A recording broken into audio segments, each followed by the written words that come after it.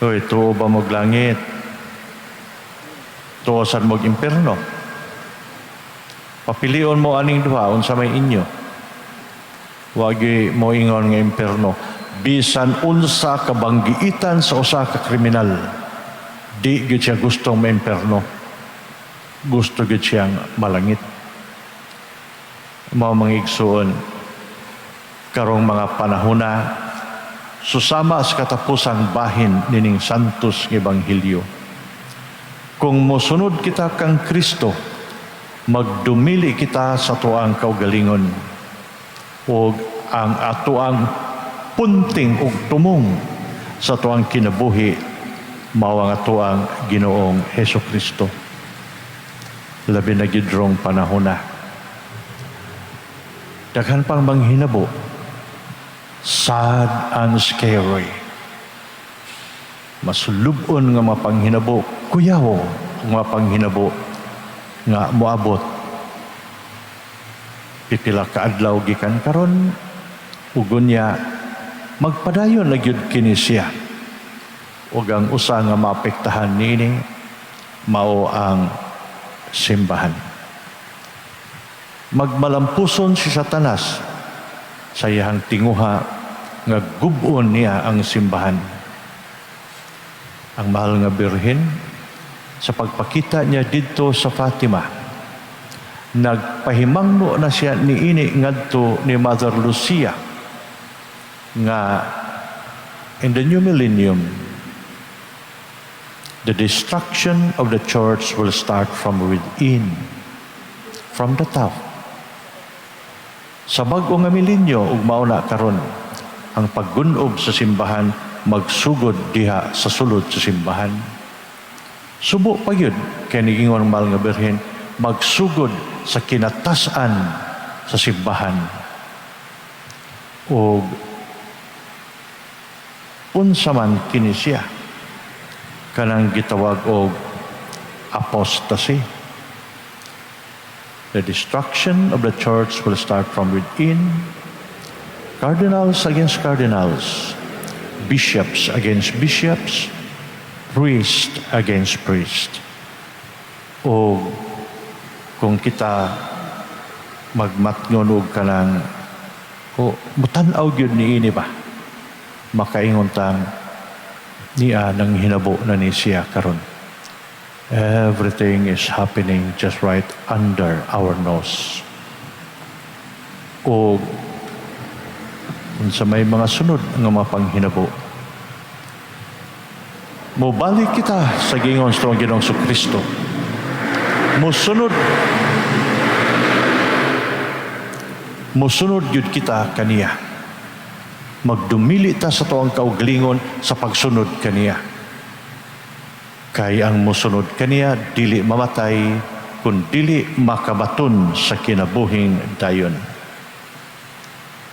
Busa mga igsuon, inigabot ni mga panahona, karon hinay-hinay naman kanang maklaro na gyud ni siya.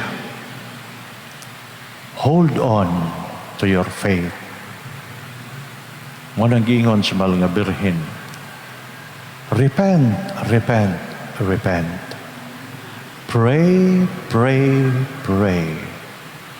Pray the Holy Rosary every day. Go to confession. Receive Holy Communion mintras tantong makakalawat patakaron sa lawas ni Kristo dinhining sakramento sa Eucharistia. Receive the Eucharistic heart of Jesus. Kay moabot ra ang panahon nga dili na sadta makakalawat o basahan lang tanining spiritual communion. Time will come. So hold on to your faith. Hold on. Pray the Holy Rosary every day. And read the Bible. And hold on nining santos ebanghelyo pagdumili sa kaugalingon aron ato ang maangkon ang kaluwasan. Hugti ang imong pagtuo sa gingon sa tuwang Ginoong Kristo. Ako ang tinuoray nga pan nga gikan sa langit. Ang mukaon sa kong unod ug minom sa kong dugo, dili mamatay kun dili makabaton sa kinabuhing dayon. Ubanhawon ko siya sa katapusang adlaw.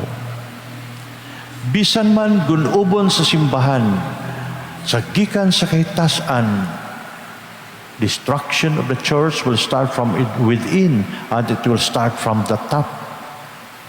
Kung gunubon ang simbahan, apan hugot lang yun gyapon kita ni ini. Kaya ang gisaad sa tuwang Ginoong Kristo ngadto ni Pedro, iya gyud ang tumanon sa pagtukod niya sa simbahan nga miingon siya, ug ikaw Pedro bato, ug dinhi nining maong bato akong tukuron ang ako ang simbahan.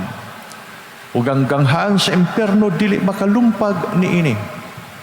Karong mga panahona mauna ni nga makita natong buot lumpagon sa ganghaan sa impierno ang simbahan. Apan mipasalig yun ang Ginoo, dili makalumpag niini ang ganghaan sa impierno.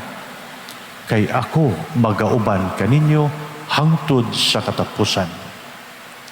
Busa mga igsuon, inigabot nining maong panahona nga there will be persecutions not only on the Catholic Church but of all religions sa tibok nga kalibutan.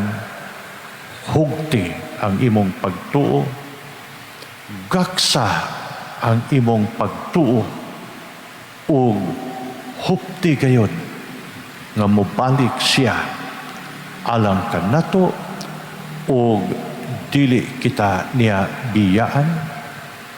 I will be with you until the end of time. Mao kini ang gipasalig sa tuang Ginoo. Manindog.